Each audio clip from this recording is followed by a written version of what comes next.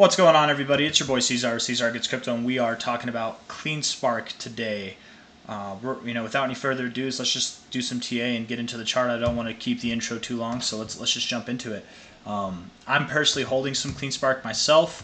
I bought some back up here on this little bull trap of a move, and I am underwater. I am underwater right now. Not one of my best calls that I've made lately, but to be fair, I still feel pretty safe in this thing. Even with the potential of it going down, I feel safe. I'm, if anything, tempted to buy more now. I do think it has a little bit lower to go. If we were to take this low here to this high, you can see that we are just above this 382, which is also right around this purple line, man.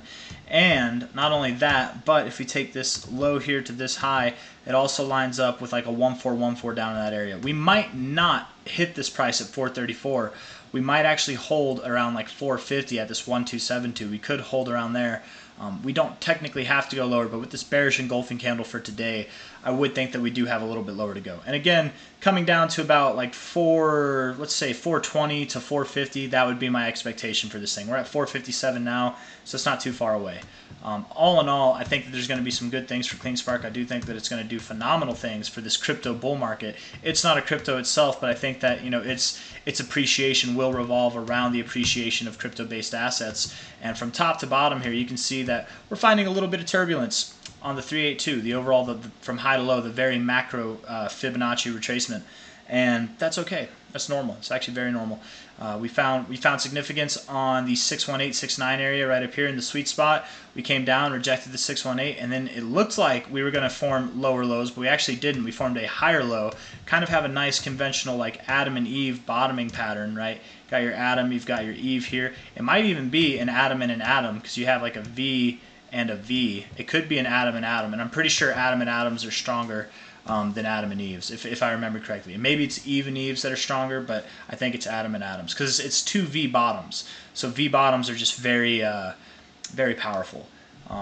Anyways, looking at this thing, the reason I started off, I think I had us on the 1 hour to start this off. The reason I started us off on the 1 hour, and I didn't even get into it, was because we have this bullish divergence forming in the RSI. We have this nice little, like from here low all the way up here, we've got this nice little trend. Let's see, from this low point here upwards, maybe something like that. I don't know. Maybe it's more. Maybe it's just more relevant. Let me see. I don't know. That looks pretty good to me.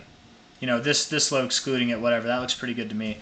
We could come a little bit lower, as you can see in the RSI. We could go to the oversold zone, bounce off there. We don't have to touch this line, though. If we did, that wouldn't surprise me. And that might scream for just one more flush out. Again, we're at 457 now, so if we move down like 30 cents from here, that's not totally out of the question. 20 cents from here, not out of the question. But more than that, I wouldn't really expect that personally. I do think that these higher lows are going to hold overall. We're going to get a nice move out of it. That would at least take us back up to about 527 and then potentially probably further than that. Looking at the daily, we are also getting close to the oversold zone. It wouldn't be totally crazy to bounce directly off of it. We might do something like that. We might even go into it. It all depends. But at the moment, I kind of am expecting that we might bounce directly off of it, but we'll see. Hopefully, we're not going to continue this downtrend and have like another lower high. I know that's not really a line of best fit, but you've got a high here, a lower high here, and hopefully we don't form another lower high or something like that. Reject the 50 area, you know, stuff like that. I would like us to continue upwards beyond the 60 level, beyond this area here, get up here and meander, if not get into the overbought zone. That would be nice to see. With that, I would expect that we do break this high and this high here. I mean, ultimately, once we break this high, I would think that this high is in the bag. But at the moment, I do think we're going down lower.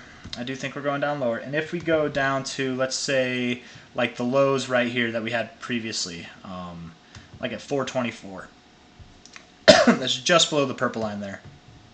Let's be more conservative than that. Let's say we go to like the high close. Not the low close, high close, right there. Okay, at like 445. Okay, yeah, sure. Because again, I'm being conservative because the lower that this goes, the higher that these numbers will get, these estimates, right? The lower it goes, the lower those bars get. So we're going to keep it conservative, get a higher number here instead of a lower number to kind of know what to expect at a minimum. And what I would expect is that soon enough, this is on the daily chart, so soon enough, probably very likely by the end of this year, if not before the end of November even, this thing, because whenever it moves, man, it likes to move. And we've been going down now since July, so since over a month ago. So I think that we're definitely getting toward the end of this consolidation one way or another. But when it decides to move up again, we will likely see prices go at least to $8.80, if not up to $10.58, if not up to $12.21, somewhere in that range. And we could potentially even go further than that. And I want to just go back here and kind of measure, if we take this top here to this bottom, you can see that we actually went through the 1886 right there, which again, the 1886 is up here at 1221. If we take this top here to this bottom, we went to the 1414 a few times, actually, like more than a few times. And then we broke through that. All in all, this move here topped off kind of above this 1886 as well. But if we take this top to this bottom here, we went directly to this one's 1886. So we got two 1886s, one 1414, and at the moment, I think that we could go anywhere between there. I would expect that we do go above above $9 personally, but we could turn around at the 1272. It's totally possible. We really could. But going up from there, man, I really would think that we see prices above $9, likely even above $10, with the potential, serious potential, to go above $12 before November. I know I drew it like this. I don't know if it's going to be this extreme. It could be by the end of September, but before November, I feel more safe saying that, and I feel even safer saying before the end of the year. We're going to see this thing be worth approximately like 2.5 to 3 times its current value, and I do think it goes lower. So definite potential for some serious gains in a short amount of time. But at the moment, I do think it goes a little bit lower. Again, this purple line right now is at about 430. It's totally possible to go just below it and then continue to go up from there. If we go below it, I don't think we're going to go too dramatically below it like this or like this over here. I think it'd be something more like this right here, or like, how we went above it here, something like that, but to the reverse effect, to the downside, right? On the oversold zone, again, I wouldn't be surprised if we got a bounce right off it. It looks like we likes to bounce off it a couple times over here. If we go below it, I don't think we're going to get a deeper retracement like that into it, but it is possible. With that's just going to give cheaper prices ultimately to buy. But I do think that we're going to form overall another higher low on this weekly trend. That's my opinion. Yes, this has gone lower than I actually expected it to, but I'm not too concerned, man. And if it goes lower, if it happens to go lower than this low, then we'll have to rethink the game plan. And hopefully, at the worst case scenario, we'll just get to buy some even lower.